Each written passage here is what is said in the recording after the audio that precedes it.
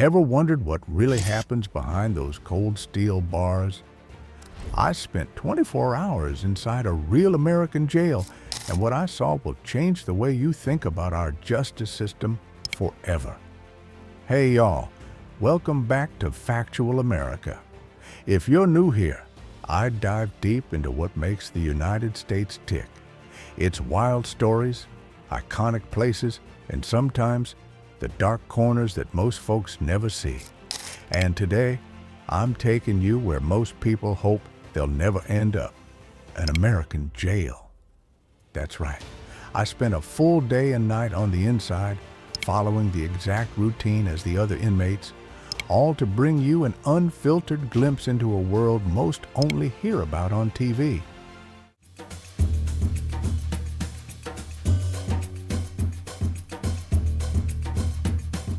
So, why put myself through this? Well, jails in the U.S. aren't just the backdrop for crime dramas or scary warnings from your parents.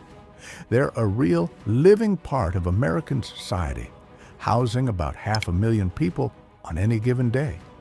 But so much about life inside is surrounded by myths, rumors, and a whole lot of stereotypes.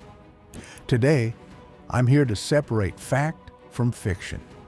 I'll show you the cramped cells, the surprising friendships, the tough routines, and the unexpected human moments that don't make the headlines. If you think you know what jail is like, think again.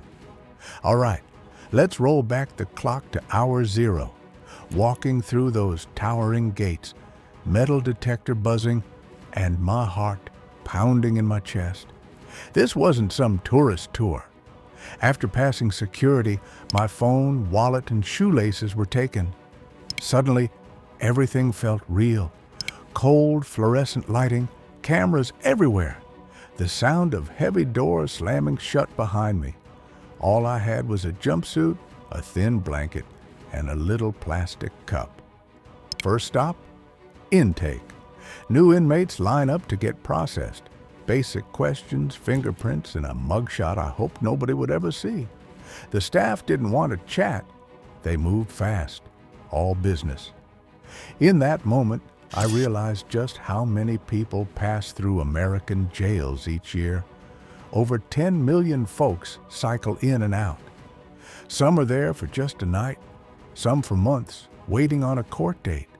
The one thing everyone shares, you're suddenly not in control. I was assigned to a dorm-style unit, rows of bunk beds squeezed into a space the size of my high school gym. Inmates ranged from nervous teenagers to grizzled old-timers. Some had been in and out for years. The air was thick with tension and boredom. Here's one thing the movies rarely show. Jail is mostly waiting. Waiting for meals, for count time, for your name to be called. Anxiety hums under everything. My first meal? A grayish lump that claimed to be turkey casserole, a scoop of mashed potatoes, and a cup of what passed for fruit cocktail. If you're imagining high school cafeteria food, lower your expectations by about 10 notches. Mealtime was loud but quick. Most guys wolfed down their food, barely speaking, eyes flickering to the guards. But the biggest shock wasn't the food or the sudden lack of privacy. It was the people. I met Carlos, in for unpaid parking tickets, who'd been locked up for 5 days because he couldn't make bail. Across the room, Big Mike, who looked intimidating but smiled when he told me about his daughter getting straight A's in school. Everyone's got a story, and most are more complicated than you'd ever guess. Jail life runs on routines and rules. Every couple of hours, guards do count. Everyone has to stand by their bunk while officers make sure no one's missing. Silence falls fast. There's little privacy. Showers are communal. The toilet in your cell is inches from another guy's bed. Time crawls, but the mental strain is real. One wrong word can get you in trouble, not just with staff, But with other inmates, one of the biggest misconceptions, that everyone in jail is violent or dangerous. Truth is, most are there for nonviolent offenses. Drugs, fines, traffic warrants. Many are just stuck, unable to afford bail. Jails in America are holding tanks, not prisons. They're designed for folks who haven't even gone to trial.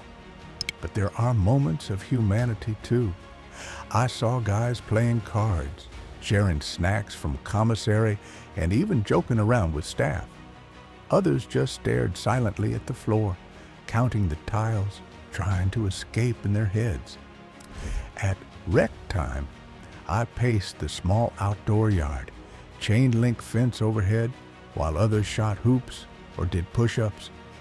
Some guys wrote letters home. Phones were bolted to the wall with calls costing nearly $5 for 15 minutes. That's a fortune in here. As day turned to night, lights dimmed but never really turned off. Sleeping was rough. Loud clangs, guys snoring, guards yelling for cell checks. The anxiety of being locked away from the world, knowing your family and life are on hold. That's the worst part. Even after only 24 hours, I could feel the toll. It's easy to see why so many struggle with mental health in here. Depression, anxiety, isolation. Yet I saw inmates look out for each other, even give up their last bag of chips to cheer up a guy who looked like he was about to break. When the sun finally rose, I waited for the call that I could leave. Walking out felt unreal. Doors buzzing, guards nodding, a sudden blast of fresh air. But here's what stuck with me. Jail is a place most never want to go. But if you do, you realize how close any of us might be to winding up behind bars. One mistake, one missed bill, or being in the wrong place at the wrong time. If you made it this far, I want you to think about this.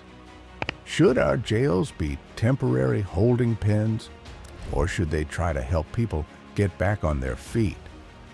Too many people inside are there just because they can't afford bail, not because they're a danger. What do you think America should do differently? Drop your thoughts in the comments. I read every single one.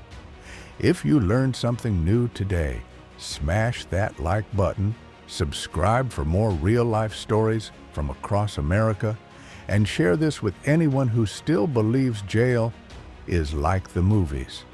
Remember, what's hidden behind those bars isn't just criminals, it's neighbors, parents, friends. Until next time, stay curious, stay compassionate, and keep seeking the truth with Factual America.